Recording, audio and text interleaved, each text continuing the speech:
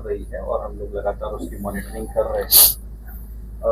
इस फेज में बेसिकली जो कुल जो पोलिंग स्टेशन थे, बूथ थे, 14,000 करीब 218 बूथ थे, जिसमें से अगर नक्सल पॉइंट ऑफ व्यू से हम लोग जो सेंसिटिव कहते हैं, क्रिटिकल कहते हैं, आवाज का तेज करें। नक्सल पॉइंट ऑफ व्यू से करीब 891 ऐसे बूथ थे जिनको नक्सल पॉइंट ऑफ व्यू से सेंसिटिव माना गया था, जो मुख्य रूप से गिरिडीह, बोकारो, हजारीबाग इन सब जिलों में अवस्थित थे।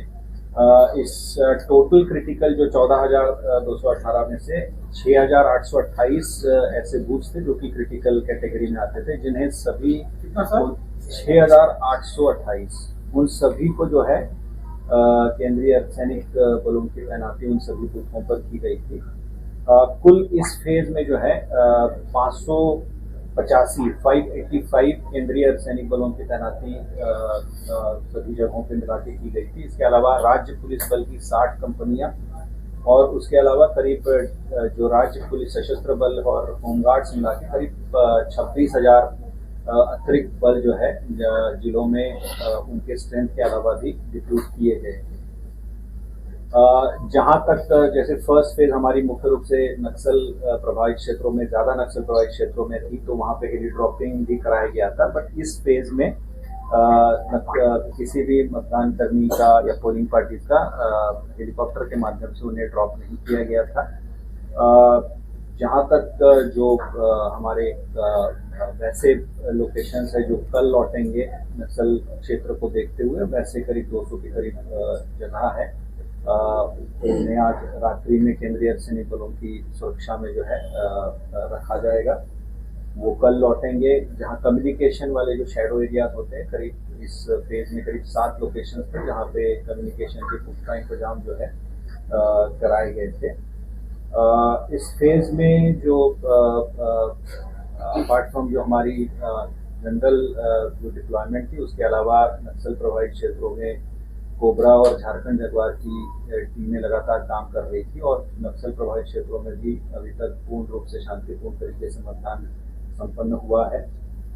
कुल जो 9 कॉन्स्टिट्यूएंसीज थी जो कि एक्सपेंडिचर सेंसिटिव के रूप में कैटेगराइज की गई थी, जिसमें लगातार एफएसटी, एसएसटी और बाकी हमारी जो टीम्स है वो लगातार काम कर रही थी।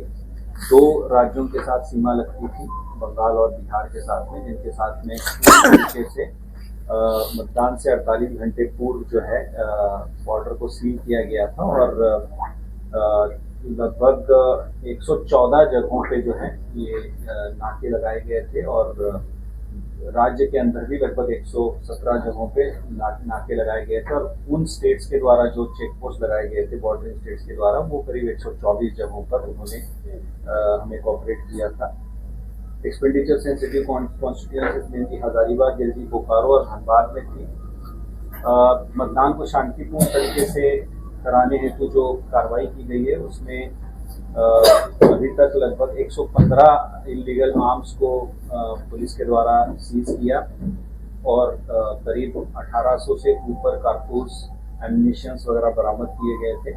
लगभग 34,000 से ऊपर लोगों पर प्रिवेंटिव एक्शंस दी गई, जिसमें से लगभग 14,000 लोगों को बाउंड डाउन भी किया गया, जो कि पूर्व में किसी न किसी प्रकार से किसी क्राइम में या विधि व्यवस्था या इस तरीके से किसी अन्य कारणों से संवेदनशील जिनको माना गया था, उन पर कार्रवाई की गई।